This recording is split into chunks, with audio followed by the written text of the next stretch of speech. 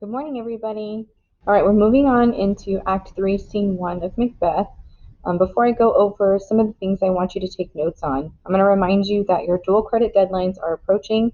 Your first deadline is this Friday, and the next one is the following Friday. We talked about yesterday how even if you're considering doing dual credit, just go through the application process.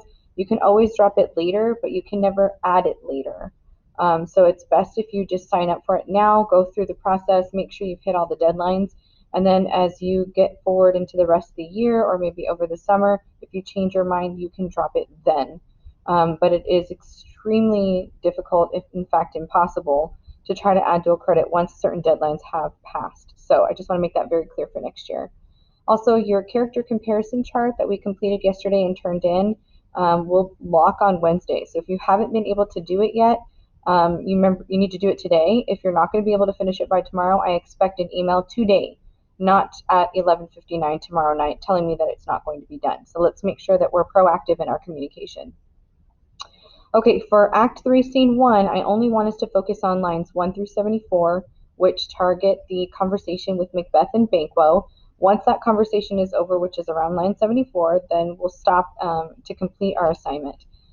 I'm going to remind you of our PAPE acronym for the rhetorical situation. You have persona, audience, purpose, and exigence. And so for persona, you want to think about this second bullet point for sure, about what are they choosing to emphasize and de-emphasize. And that directly speaks into our appearance versus reality motif.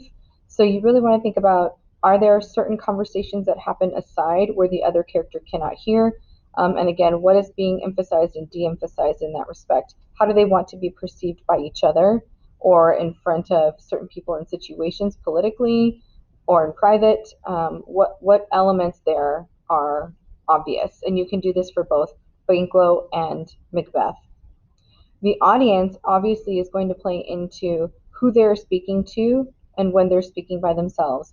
And what's the point of that, right? How is the rhetoric changed? So even though Banquo may suspect foul play, how does he speak to Macbeth and why would he, right? What is Macbeth's character or position of influence due to the way that Banquo speaks to him and vice versa?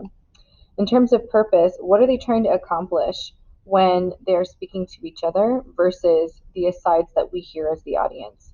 And of course, the exigence, what has stimulated and provoked all of this? What emotions are the more motivating force behind the way that they speak to each other? And again, this is lines 1 through 74. So if you can annotate for that and take some notes on the front end for that, then the rest of the week is going to go by fairly simple for you.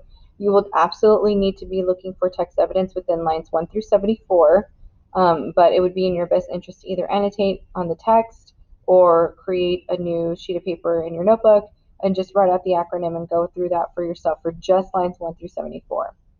Your reading response question today is based on why Macbeth is questioning Banquo as he's preparing to ride.